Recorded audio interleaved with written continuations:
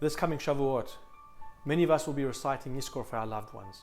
If you cannot make it to shul this year, you can still recite Yizkor in the comfort of your own home. The question we have to ask ourselves is, why does Judaism want us to recite Yizkor yet again on the holiday of Shavuot? It was not too long ago when we recited Yizkor over the holiday of Pesach. Why now again? Why on the festival where we celebrate the receiving of the Torah? I think the idea is that the holiday, each and every single Chag, contains within a theme which we can relate to the way that we remember our loved ones. And Shavuot is, of course, no different. Our sages tell us, when the Jewish people stood at the foot of Sinai, something incredible happened. It says they were able to see things which were normally heard and to hear things which were normally seen. What were the sages trying to teach us by telling us about this remarkable occurrence which perhaps has never happened ever since? Well, seeing and hearing represent two different ways that we perceive the world. Seeing represents the connection to the physical reality of things. When you see something, when you can hold something, you can touch something, that seems real. But when you hear things, that represents something a bit more spiritual, a bit more removed, esoteric. Now, what happened at Sinai was something quite phenomenal.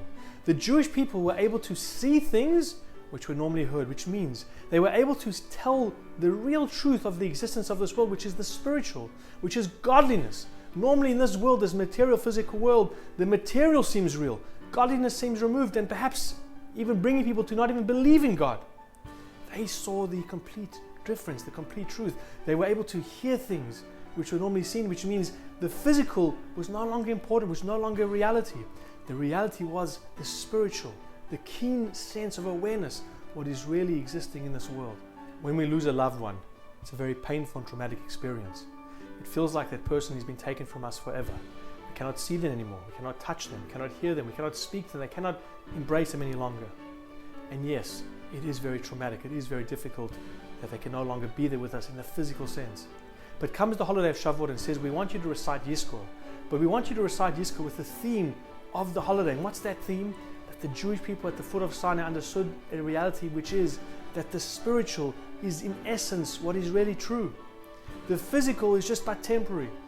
And therefore, when we remember our loved ones on Yizkor, let us remember that whilst we cannot see them, whilst the material part of them, the physical part of them has been removed from us, their existence is still continuing.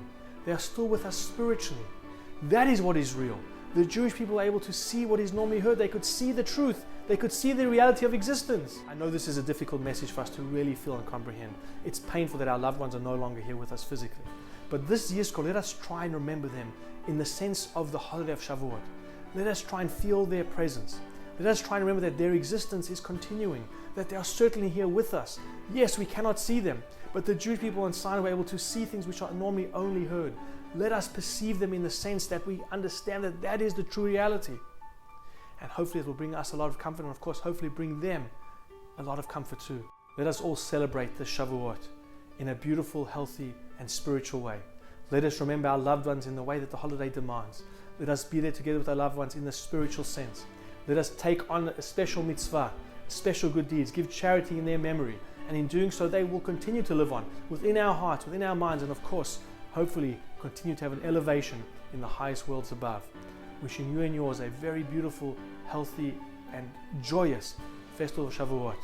Although we may not be together physically, as our holiday teaches us, we will always be connected.